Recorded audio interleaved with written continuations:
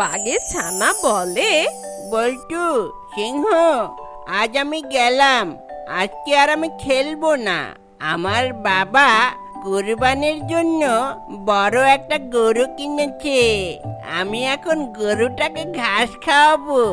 আচ্ছা বল্টু, সিংহ, তোদের বাবা কি কোরবানির জন্য গরু কিনেছে? বাঘছানার এমন কথা শুনে শিয়ালের ছানা আর সিংহর ছানা মাথা নিচু করে থাকে। এটা দেখে বাঘছানা বলে, কিরে, তোরা মাথা নিচু করে আছিস কেন? ও আচ্ছা, মনে পড়েছে, তোরা তো আবার গরিব। তোমরা তো কোনোদিন কুরবানি দিতে পারো না। শোন বল্টু আর সিংহ, তোরা যদি এই বছর কুরবানি না দিস, তোদের সাথে আর আমি বন্ধুত্ব রাখবো না। আমার একটা স্ট্যাটাস আছে না, তোদের মতো গরিবের সাথে আমি আর খেলবো না। আমি গেলাম রে। আমার বাবা 4 লাখ টাকা দিয়ে মস্ত বড় একটা গরু কিনেছে। সেই গরুকে আমি এখন মাঠে ঘাস খাওয়াবো। এ কথা বলে বাঘছানা সেখান থেকে চলে যায়। বাঘছানা যখন চলে যায় তখন শিয়ালের ছানা সিংহ ছানাকে বলে, দেখেছো সিংহ, ওই বাঘের কত অহংকার, আমাদের দুজনকে কিভাবে অপমান করে গেল। কি আর বলবো, বড়লোক বাঘের একমাত্র সন্তান। আমরা তো আর পারবো না ওদের মতো 4 লাখ টাকা দিয়ে গরু কিনতে। এগুলো ভেবে আর কাজ নেই। চল আমরা বাসায় যাই। যে গরম পড়ছে, হিট স্ট্রোকে মারাই যাব। চল বাড়ি যাই। এ কথা বলে সিংহ ছানা আর শিয়ালের ছানা বাড়ি চলে যায়। আর বাড়ি গিয়ে শিয়ালের ছানা তার বাবাকে বলে, বাবা, ও বাবা, কোরবানি তো চলে এসেছে। আমাদের এবছর কোরবানি দিবে না? বাবা বল্টু, দ্রব্যমূল্যের যে অবস্থা, এতে তো টিকে থাকাই দায়। আবার কোরবানি কোত্থেকে দেব বাবা? না না, আমি এত কিছু বুঝি না। আমাদের এবছর কোরবানি দিতেই হবে, বুঝতে পারছ?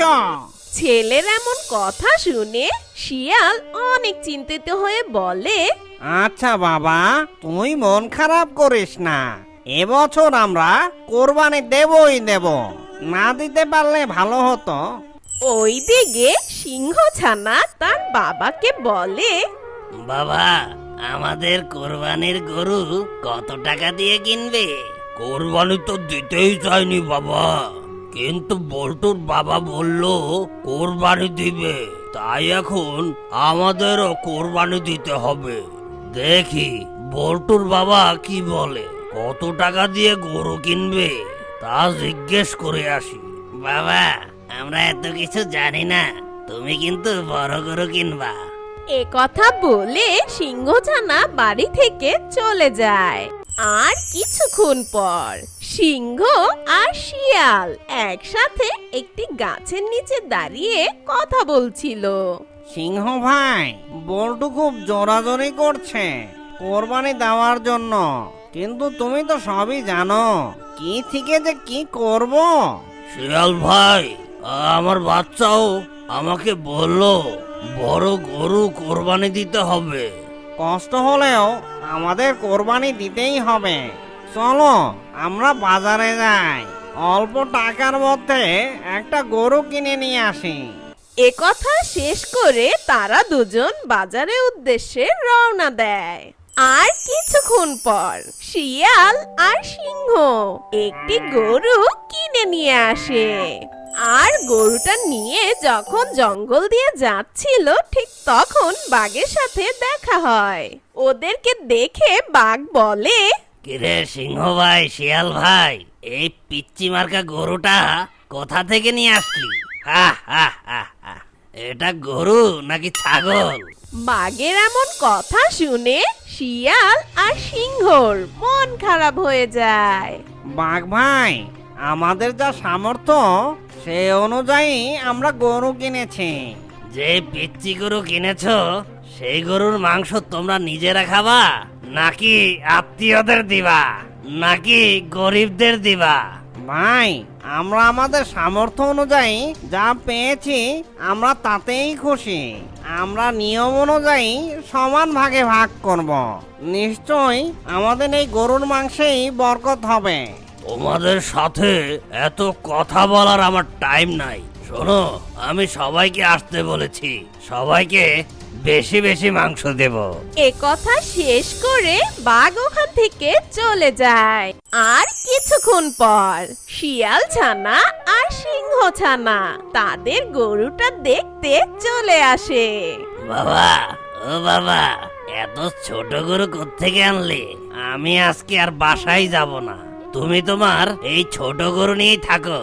এ কথা বলে সিংহ ছানা রাগ হয়ে চলে যায় আর তার পিছু পিছু শিয়াল ছানাও চলে যায়। তখন ওরা দুজন জঙ্গলের মাঝে গিয়ে সিংহ ছানা শিয়াল ছানাকে বলে, দেখেছো বল্টু, বাবাকে এত করে বললাম বড় একটা গরু কিনতে, তা না কিনে একটা ছোট গরু কোত্থেকে ধরে নিয়ে এসেছে। আমি আর বাড়ি যাব না। দেখো, বাঘছানা আমাদের সাথে আর কথাই বলবে না। শোন সিংহ, আমাদের বাবারা যা ইনকাম করে তা দিয়ে তো সংসার চালানোই যায় না। তাও আমাদের কথা শুনে আমাদের আবদারটা রাখতে গিয়ে এই গরুটা কিনে নিয়ে এসেছে। এতেই আমরা মহা খুশি। দেখো, একদিন আমরাও বড় গরু কিনতে পারবো। এখন চল বাসায় যাই, এখানে রাগ করে থেকে কোনো কাজ নেই। এরপর শিয়াল ছানা আর সিংহ ছানা বাসায় চলে যায়। আর ওই দিকে বাঘ তার বাড়ি বসে বলে, কাল তো কোরবানি, এখন গিয়ে দেখি আমার গরুটা কেমন আছে। এ কথা বলে বাঘ তার গরুটাকে দেখতে যায়। বাঘ যখন গরুটাকে দেখতে গেল, সে দেখতে পায় তার গরুটা আর বেঁচে নেই। এই দেখে বাঘের চোখ ছানা বড় হয়ে যায় আর বাঘ চিৎকার দেয়, বাবা বাঘু, হায় হায় রে, কি হয়ে গেল আমার? কে কোথায় আছিস? এদিকে আয়, আমাদের 4 লাখ টাকার গরুটা তো মারা গেছে। এ কথা বলতে না বলতেই বাঘ হার্ট অ্যাটাক করে ওখানেই পড়ে যায়। বল্টুর মা! সেই সময় বাঘছানা সেখানে চলে আসে আর এসে দেখে বাঘ মাটিতে পড়ে আছে। এই দেখে তার ছানা বলে, বাবা, ও বাবা, তোমার কি হয়ে গেল বাবা? এই বলে বাঘছানাও কান্না শুরু করে। বাবারে, আমি আর বাঁচবো না, আমি তোকে বড় করে যেতে পারলাম না রে বাবা। এ কথা শেষ করতে না করতে বাঘ সেখানে মারা যায়। ও বাবা, বাবা গো, তোমার কি হয়ে গেল বাবা? আমার বাবা নেই, মারা গেছে। এই দেখে বাঘছানা কি করবে বুঝতে পারছিল না। কোনো উপায় না পেয়ে বাঘছানা দৌড়াতে দৌড়াতে সিংহের বাড়ি যায়। সিংহের বাড়ি গিয়ে বাঘছানা বলে, সিংহ চাচ্চু, ও সিংহ চাচ্চু, আমার বাবার কথা বলছে না চাচ্চু, তুমি আমার সাথে এখনই চলো চাচ্চু। আরে বাবা, আমার তো একটা কাজ আছে, আমার তাড়াতাড়ি সেখানে যেতে হবে, তুমি অন্য কোথাও যাও। সিংহর এ কথা শুনে বাঘছানা কান্না করতে করতে শিয়ালের বাড়ি চলে যায়। শিয়ালের বাড়ি যেতে না যেতেই শিয়াল বাঘছানাকে দেখে বলে, বাবা, তুমি এখানে কেন? আর তুমি কান্না করছো কেন? শিয়াল চাচ্চু, ও শিয়াল চাচ্চু, আমার বাবা আর কথা বলছে না, তুমি আমার সাথে চলো না প্লিজ। এ কি বলছো বাবু? তাড়াতাড়ি চলো। এ কথা বলে ওরা দুজন রওনা দেয় বাঘের বাসার উদ্দেশ্যে। আর বাঘের কাছে গিয়ে শিয়াল বলে, বাঘ ভাই, ও বাঘ ভাই, তোমার কি হয়েছে? শিয়াল হাত দিতে না দিতে দেখে বাঘটি মারা গেছে আর তার নিতর দেহ পড়ে আছে। এই দেখে শিয়াল বাঘছানাকে বলে, বাবু, তোমার বাবা আর বেঁচে নেই। এ কথা শুনে বাঘছানা অনেক কান্না শুরু করে। কি বলছো? আমার বাবা আর বেঁচে নেই, আমার বাবার কথা বলবে না, আমি কাকে বাবা বলে ডাকবো? বাবা উঠো বাবা। বাবু তুমি কান্না করো না, তোমার বাবা অহংকারী ছিল, তাই হয়তো সে তার শাস্তি পেয়েছে, তাই কখনো